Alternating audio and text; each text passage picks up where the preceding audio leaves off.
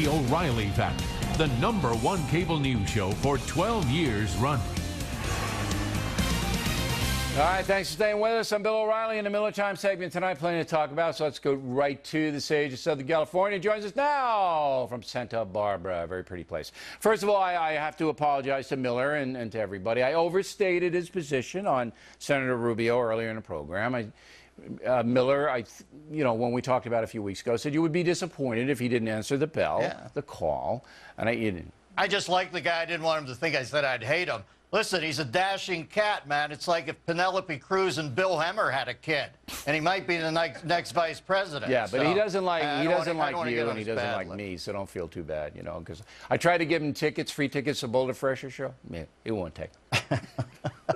Well, he doesn't want to look like he's coming down on. He doesn't want to do anything to interrupt the process. That's as right. They say. The process. Now, the other thing I'm worried about with the Boulder Fresher shows is President Obama launching a drone on us when we're performing.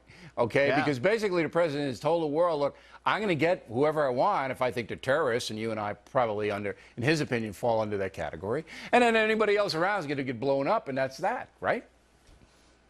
Well, listen, let's face facts. The unmanned drone's the new hot tech item.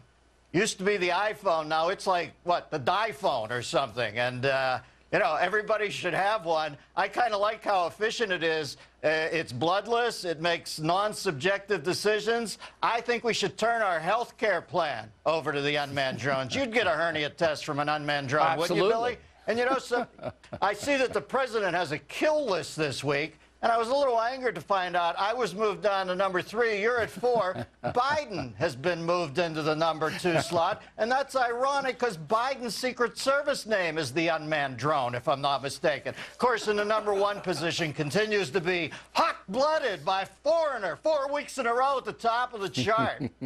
Well, there is a kill list, though. And the president basically said to the world, look, I got it.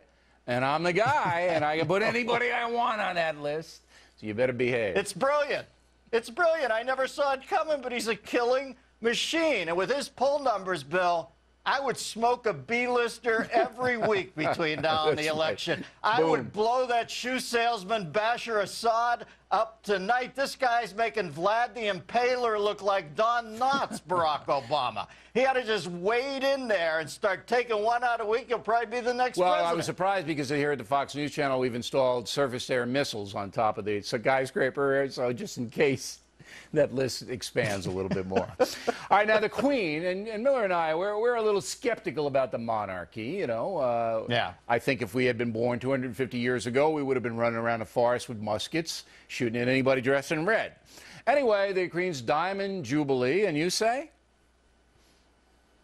Hey, I'm not above breaking bread with a thick ankle, but by and large, I don't get the monarchy thing. To me, it's like the British nesting eggs or whatever the hell those nesting dolls are. It's sort of like a gimmick over there. It looks like Madame Tussauds to me. I think of it as monarchs of the Caribbean. But if they wanted to have me in for a dinner party, I'd probably go over just to get that tour of the castle or something like that. I'd rather meet with her than Obama. At least she wears an actual crown, not a figurative one. Now, all the money, though, the British economy is in trouble, just like all the other European economies, and they spend a good gazillion dollars on these people who run around and live in the 18 castles and hunt the foxes. They have to hunt the foxes. What do you think about all that? I'd rather waste money on something that wears pretty blue colors than tattoo removal. That's where we're at over here. But to say we spend like drunken sailors is a misnomer. Drunken sailors only get tattoos. We actually pay for tattoo removal. So if you're asking me would I like to see these 2 old people walk around in pretty colors with all that lettuce, fruit salad on their thing, yeah, probably. We waste more money over here. Is Obamacare really gonna cover the tattoo removal? That's interesting. No, I just remember Lois Capps, our dame out here in Santa Barbara, was pitching for $50K for tattoo removal. Obamacare may do that before it's all over. Huh? All right, you ever been to Fargo, North Dakota? You ever been there? I've seen the movie. Love the movie Very by cold. the Coen brothers. There's a 36-year-old school teacher there named Nadian Schweigert, all right? She married herself. She had a commitment ceremony, all right? She told Anderson Cooper all about it. So she married herself, and she wants to blow kisses to the world. 40 friends showed up and gave her gifts, Miller. And you say? Well, as you can see from the footage, I would say she settled. You know, I hate to be mean, but you should hold out for Come Mrs. on, Right she's at not. some point. She's presentable. Oh, yeah, no, not only is she the most beautiful woman, she's a genius, too. Listen, this is what product of a narcissistic generation. You raise kids and you tell them they can't lose, there's no winners in tug of wars, blah. They end up marrying themselves. But guess what? You can just tell if somebody's moronic enough to participate in a marriage with themselves, they're eventually going to leave themselves and see other selves because it's a little tedious, a little boring. The big question is, when is society going to get around to acknowledging gay self-marriage? Yeah, we Forget have to this have woman. That's gay all. self-marriage. But have you given any thought at all to the honeymoon and what might occur? I gave thought to it for a millisecond, then I ran away from it because there's no way for me to say it on the fact. There's no win here, right? There's no win on analyzing the honeymoon on this situation.